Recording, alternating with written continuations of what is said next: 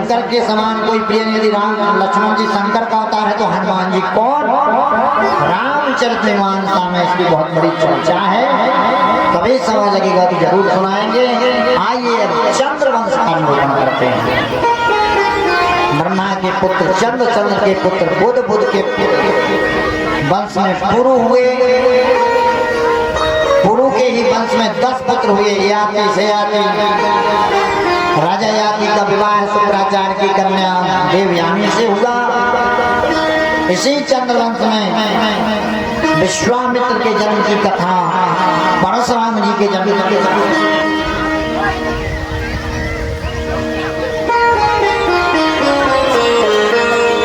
ब्राह्मण के जन्म के लिए चरु बनाई गई थी, लेकिन क्षत्राणी ने खा लिया, इसलिए विश्वामित्र क्षत्रिय होकर के भी ब्राह्मण बन गए।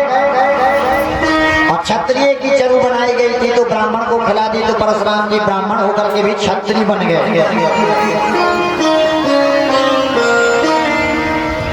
इसी वंश में रंतिदेव, रंतिदेव के वंश में उग्रसेन और शूरसेन। उग्रसेन के 5 पुत्र, सबसे बड़ा पुत्र कंस। उग्रसेन के चचेरे भाई देवक, देवक की पुत्री देवकी।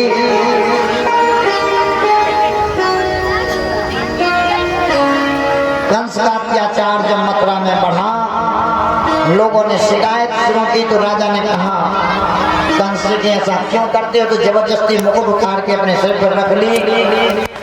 उग्रसेन के सलाहकार, मंत्री, महात्मा सबको जेल में डाल दिया।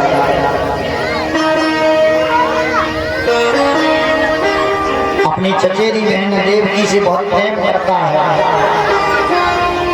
इसलिए उसका विवाह वसुदेव जी के साथ तय किया। वसुदेव जी की 6 पत्नियां पहले से हैं, गौरवी, रोहिणी, भद्रा, मदिरा, रोचनाला।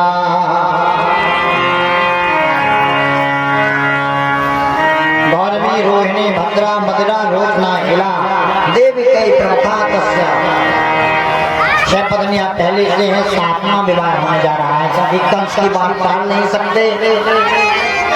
विवाह हुआ, रथ पर सवार करके देवकी को विदा करने के लिए जा रहा था। आकाशवाणी हुई, अरे दुष्ट, जिसको तू इतने हर्ष से विदा करने जा रहा है, उसके 8वें गर्भ से जन्म लेने वाला तुम्हारी मृत्यु करेगा। कंस ने कहा न रहेगा, बांस न बजेगी बांसुरी, अभी मार देते हैं। वसुदेव जी ने कहा ये हमारी पत्नी है, हमने वचन दिया है, आपको संतान से कष्ट है, हम आपको संतान देंगे, हमें मारिए नहीं। एक पुत्र हुआ, कंस ने कहा इसे नहीं माने तो नारद जी आ गए। कहा कमल की पंखुड़ी गिनो, यहाँ से 1 2 3 4 5 6 7 8, एक पहली ये हो गई। अब यहाँ से गिनो 1 2 3 4 5 6 7 8, ये दूसरी, ये पहली हो गई। पहला कौन, 8वां कौन पता नहीं, कहा सबको मारो। 6 संतानों को मार दिया। 7वें संतान में भगवान से स्नान पधारे, योग माया के बल पर देवकी के गर्भ से रोहिणी के गर्भ में स्थापित कर दिया। देवत्या गर्भ संबंधा कुतो देहांतरम विना। सारे लोग आश्चर्य में पड़ गए, बिना जन्म लिए हुए संतान कहाँ चली गई। 8वें गर्भ में भगवान आने लगे। जैसे भगवान गर्भ में पधारे, देवताओं ने गर्भ स्तुति की। जिन माताओं का गर्भपात हो जाता है, ऐसी माताओं को रोज इस गर्भ स्तुति का पाठ करना चाहिए। भागवत के 10वें स्कंद के 2य अध्याय में 18वें श्लोक से गर्भ स्तुति शुरू है। गर्भ स्तुति का पाठ करने या सुनने से गर्भपात की समस्या समाप्त हो जाती है। तो देवताओं ने भगवान की गर्भ स्तुति की। सत्यव्रतं सत्यवरं त्रिसत्यं सत्यस्य योनिर्निहितं च सत्ये सत्यस्य सत्यमृत सत्यनेत्रं सत्यात्मकं त्वां शरणं प्रपन्ना। हे महाराज सत्य ईश्वर, आप सत्यधारी हैं, आपको मेरा प्रणाम है। हे प्रभु, कृपा करके जन्म लीजिए। क्यों जन्म लें? अत्याचारी कंस के अधम अत्याचारी कंस के अत्याचार से हमें बचाइए। हे प्रभु आ जाइए, जन्म लीजिए।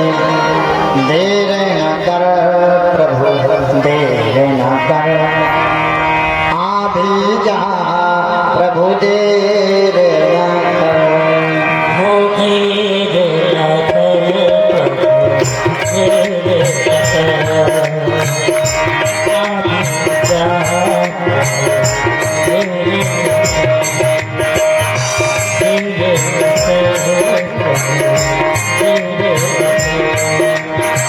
भी जा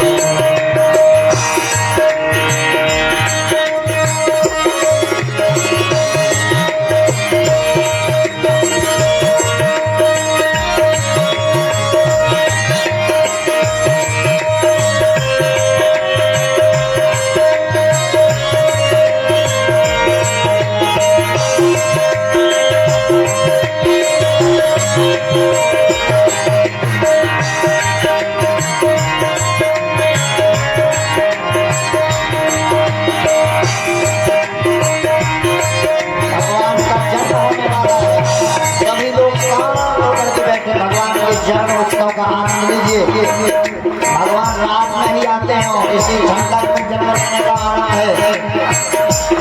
हाँ रोए रही माँ देव की प्यारी, रोए रही माँ देव की प्यारी, रोए रही माँ देव की प्यारी, रोए रही माँ आंसू बहाती नगरी सारी, आंसू बहाती नगरी सारी। अब फिर देर न कर, अब फिर देर न कर, आ भी जा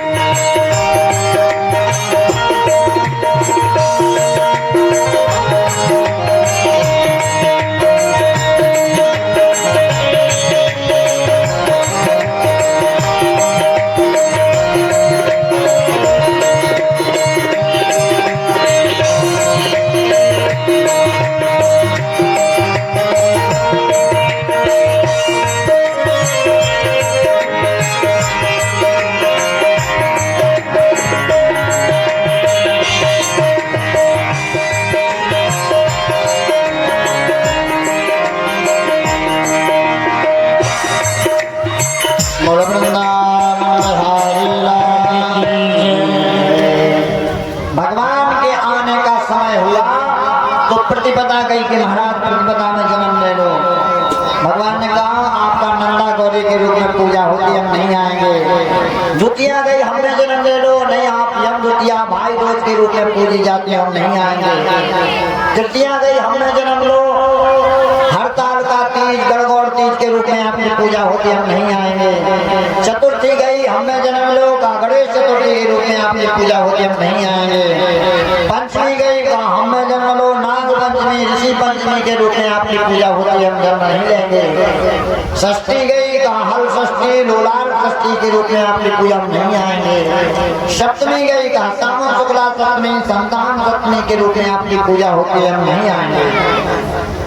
जब 7 लोग रिजेक्ट हो गए तो 8वें लोग की हिम्मत ऐसे टूट जाए।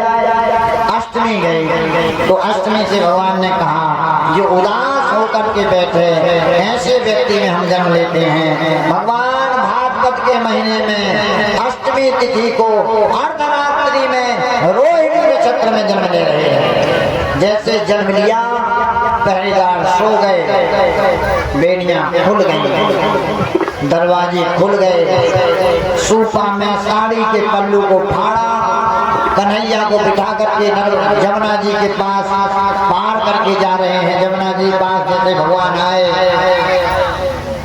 बिजली चमक रही है, बादल गरज रहे हैं, हवा छन छन कर रही है, झरना झरझर कर रहे हैं, बिजली की आवाज कड़कड़ा की सुनाई दे रही है। जमुना जी के जल का प्रवाह बढ़ रहा है। भगवान जैसे जमुना जी में प्रवेश की, जमुना जी के जल की आवाज बढ़ गई। भगवान के चरणों को छूने के लिए जमुना में बात आने लगी, बच्चे भी डूबने लगे। भगवान ने जमुना जी से कहा शांत हो जाओ। जमुना जी ने कहा प्रियतम घर में आए हैं, शांत होने के लिए नहीं, उत्साह है। भगवान ने सूपा से अपना पांव नीचे किया, जमुना जी के जल से जैसे ही भगवान का पांव स्पर्श हुआ, जमुना जी शांत हुई।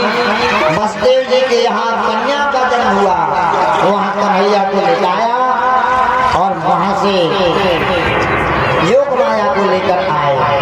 सुबह प्रातः काल यशोदा के पास जब कन्हैया सुंदर से शिशुनार बालक को खेलते हुए नंद बाबा की बहन सुनंदा ने देखा, सोई दौड़ती दौड़ती गई, नंद बाबा कहा क्या है? कहीं ऐसे न बताऊंगी, नहीं लूंगी। अरे बात कहा है? सारे घर में लाड़ा है गयो। सारे गोकुलवासी उत्सव मनाने लगे, सारे गोकुलवासी दर्शन कर रहे हैं। भय प्रगट कृपाला दीन दयाला यशोदा के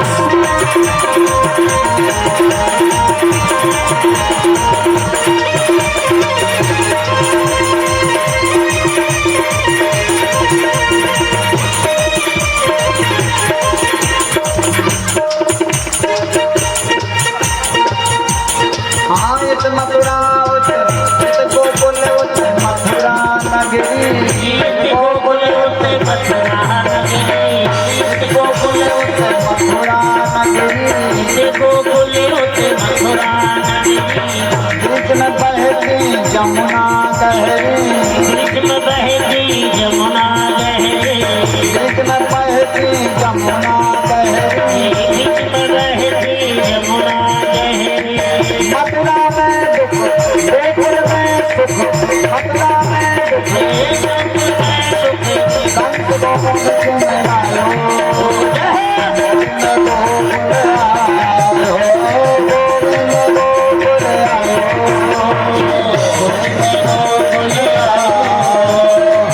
गोविंद गोकुल